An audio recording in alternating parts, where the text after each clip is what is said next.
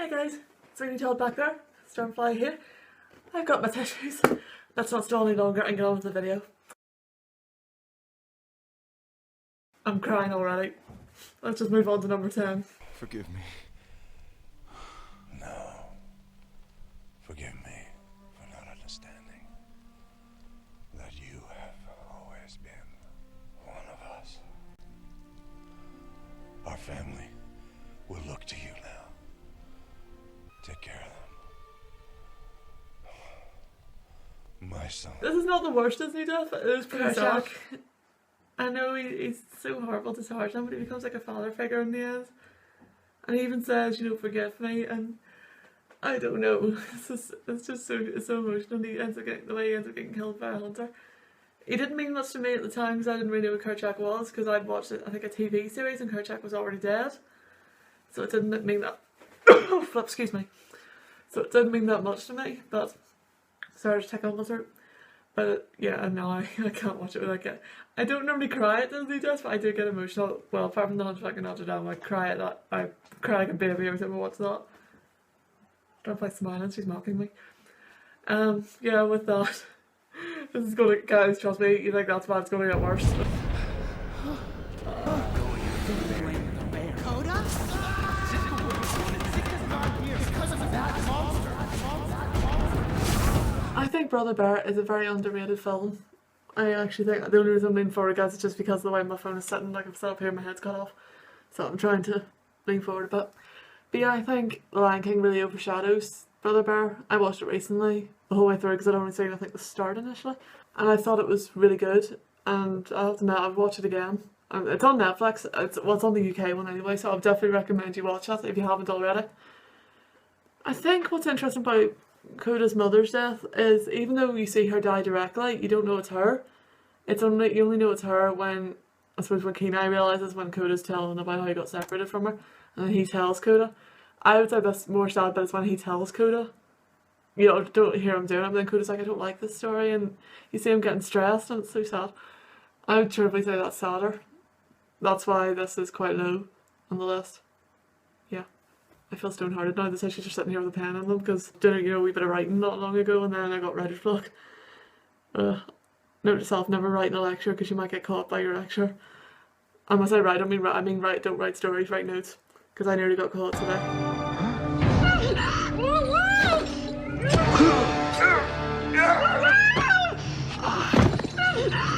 Now look what you've done, Rapunzel. Rapunzel? Wait.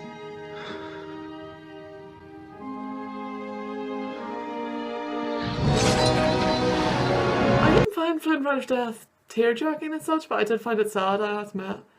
It kind of reminds me of two characters in my story, because in the third one, I think it was in the third book I'm writing, which it's one I do hope to get published one day. I already have a publisher that I'm going to consider contacting, but I haven't done it yet. Yeah, the guy dies and the girl's completely devastated and tries to bring him back and all. Unfortunately, he doesn't come back. I don't really want to go into it any further because I'll start crying, because I actually cried when I wrote it. Let's just say it doesn't end well for either of them. It kind of reminded me of that a wee bit, and I think the worst part is when she puts his hand on her head. I think that's what she does. And she starts singing, you know, the little tune that would make her hair glow. It's almost like her desperate hope to bring him back. Well, to be fair, he does come back, which is why, again, it's not very high on the list. It wasn't even him dying, it was her. But I think what's amazing was, at the last minute, he saved her. He cut her hair off, so her tie to Gothel was essentially gone, when you think about it. Oh my goodness, I'm just... Guys, honestly, all these like Disney deaths, and not even the ones on the list, like other ones, are just whirling through my head, and oh, I'm going to be crying myself to sleep tonight. But anyways, let's keep going. It's going to get harder. Let's move on to the next one. I've lost count. Callahan's still in there! Tadashi, no!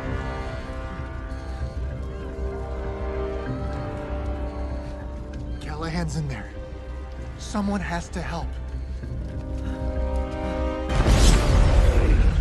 I watched this and I really liked Tadashi. I had a wee bit of a crush on him, and then when that happened, I just started crying my eyes out. My sister was like, "You're actually crying." But I think that it's quite good because it sets the plot line of the story about maybe overcoming a grievance. How it's okay to feel depressed or down once in a while. It's okay to miss someone. And it is very, I think on Disney's part, it's a good move. But oh my goodness, no, he died so young. And he's a university student, he's like me, and that makes me feel even worse. Like, okay, I don't know. Guys, I don't know how I'm going to get through this. Don't make me light my butt!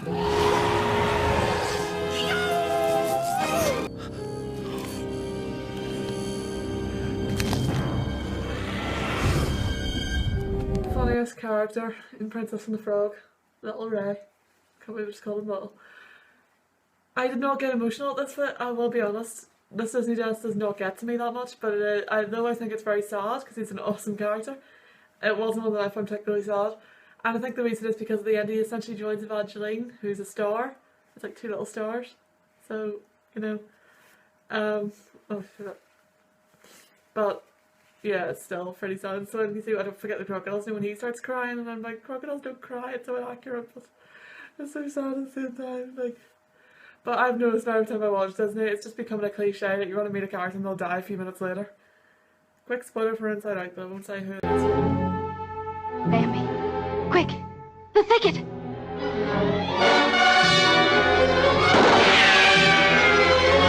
Faster! Faster, Bambi! Don't look back!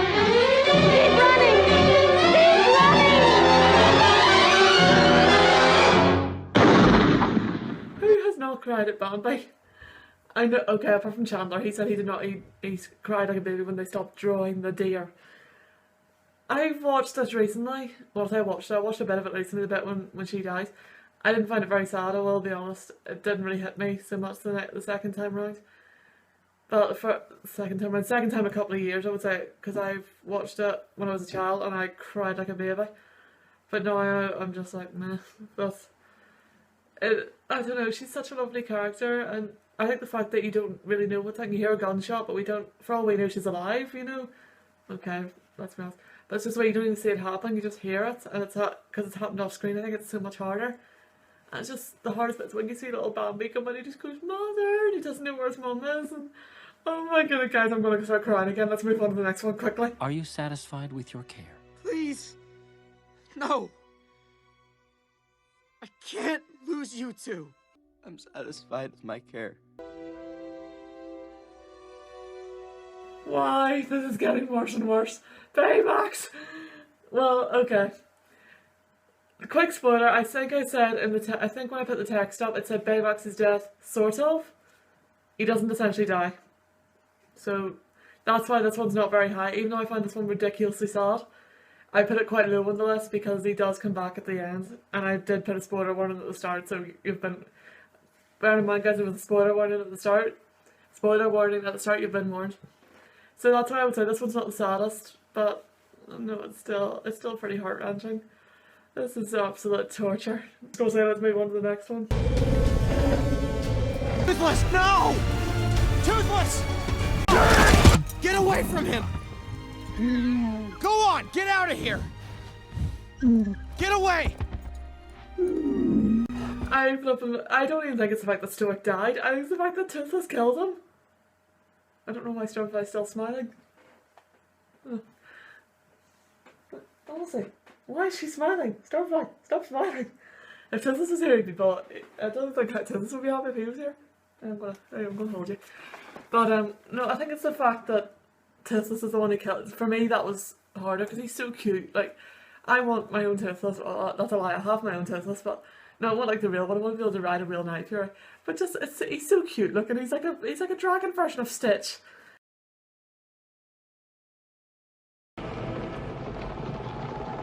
Long live the king.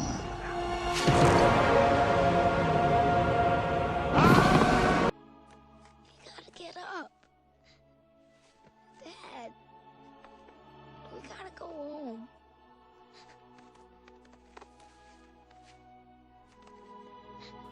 Guys, you knew this was coming. No one can watch The Lion King and not... Well, you don't have to cry, but you at least have to be sad. But you're probably wondering why it's number 2. Simply put, there was just one that tugged at my heartstrings just a little bit more. I don't know if you can see me better now or not. But if the other film and Mum's just texting me saying enjoy Sherlock. I'm watching Sherlock after this. Any Sherlock fans like this video? But yeah, it's just, oh, I can't even talk about this one. I don't think I need to actually, but the majority of you have probably seen The Lion King. But I would say it just beats Bambi's mum, because even though it happens off camera, it's just the fact that he sees his dad and he's trying to get his dad to get up, he doesn't understand. And it's, oh my goodness. Let's be honest, I don't think I need to say any more of this. I'm actually about to start crying. I'm just thinking of Mufasa dying. I have no honourable mentions for this video because, well, I suppose Esmeralda from the Hunchback of Notre Dame counts. I'll do a little afterward on that after number 1 as to why I didn't include that in the video. But yeah, I couldn't find any honourable mentions just because all of them were too sad, and I just think you can't really have an honourable mention for a death video because it's too morbid. So some of you may know that what's coming is number 1. No, it's not The Hunchback of Notre Dame before you say it. Some of you may find this a bit surprising, others may find it obvious, but I do find once I explain to you, it may all come clear why I chose this one.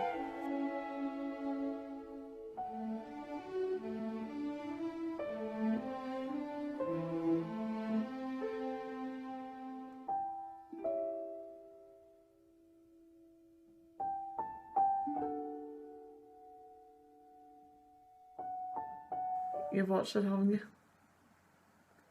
I don't think anyone saw that coming when they went to see Up. It was... wow. There were no words. I think it's just the fact that you see this beautiful relationship blossoming and then we assume it's cancer. Took it away. But it's kind of a beautiful love story because you think if they grew old together, it's not like Romeo and Juliet where they died at the age of like 13 and 15. I would say... I think the sad part is that they grew old together, but then at the end of the day she clearly went when her time came. But just, I would say don't let that put you off watching Up if you haven't seen it. It is very funny. There are quite a few comedy points. If this was a comedy video I would put them up, but obviously it's not a comedy video. I thought Stormfly had fallen over there, she's still there. I'll move her here so there you are. There you are, she's in the shot better. There you are, Stormfly. But I feel a bit mocked by her, the fact she's smiling. But yeah, I would say, I think it's pretty obvious why this one's number 1. When you look at it, it looks like it was going to be a happy film, then you just had this big bang, she dies. And you're just like, wait, what? And I think the audience is a wee bit shocked that. You have to admit, kudos to Disney. Because, or is it Pixar?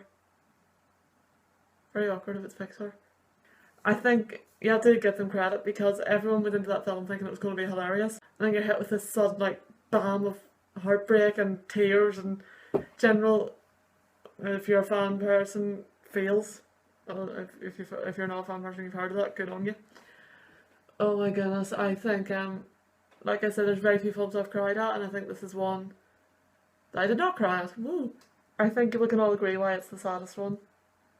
And it's not because, like in The Lion King for example, it was a shock. It's because it built up. And you didn't expect it to be so sad. I don't know, and it wasn't even that she was murdered. It happens in many Disney films, it was natural, you know. This is getting ridiculously morbid. I think I'm going to end the video here before I'll leave you guys to go off and cry. I'm going to be hugging Stormfly and crying my eyes out. I'm going to give you a little afterword on why I didn't include Esmeralda from The Hunchback of Notre Dame. I was going to put in Quasimodo's mother, but then I thought that seemed a bit pointless. So, but yeah, I'll do a little afterward before closing this video. See you in a minute. While making this video, I had to go on YouTube to look up Disney deaths because I couldn't think of any. One of them came up Esmeralda, The Hunchback of Notre Dame. There's 2 reasons I did not include this one. 1, I've included that quite a lot and I think I need to do, I just thought there were other deaths that were sadder. 2, when Esmeralda first died, I cheered. Yeah. I hated Esmeralda. And whenever she died, I was really happy about it. I think I was more devastated for Quasi because it was just seeing him cry and it was just seeing him holding her because she was like his first friend. I'm going to get emotional in a minute. But I definitely find it harder to watch Quasi crying than Esmeralda dying.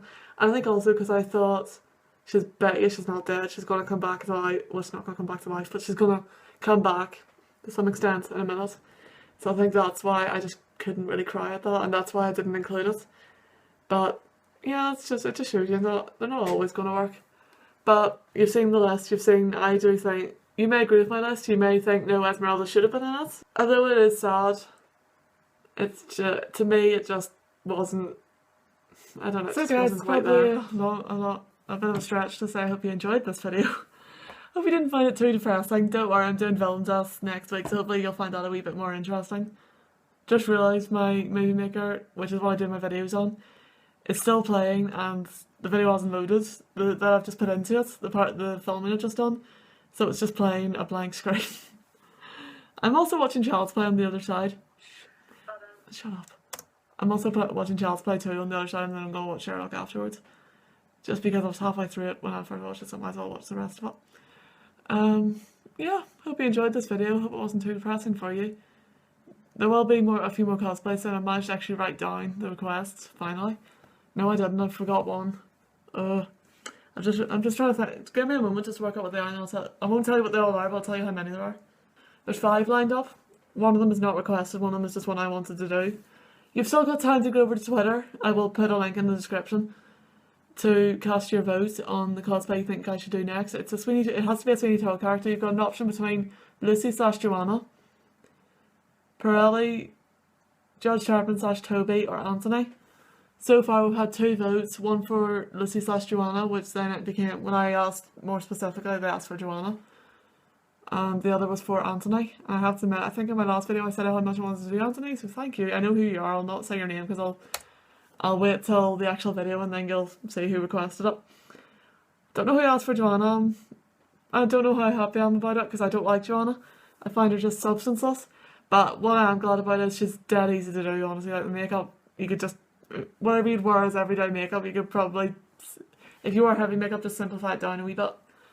But I've ordered a really beautiful dress. I actually haven't ordered it. I've bid on it in an auction. Hopefully I'll get it. If you go on my Instagram, again I'll pop a link in the description, you will see what it looks like. I got a lot of people seem to be saying it looks really nice, and I hope it works. I know I looked at the stage productions of Sweeney Todd. You're supposed to wear white as Joanna, but this dress is blue, and I thought it's similar to the one in the film, but it's prettier. And I just thought, let's play with this a wee bit, let's put my own twist on it. So that's what I'm doing there. But yeah, finally, once again, hope you enjoyed this video. You know what to do. If you liked it, like, obviously. Leave a comment and subscribe. And we'll see you next time. I don't know whether it's going to be a cosplay.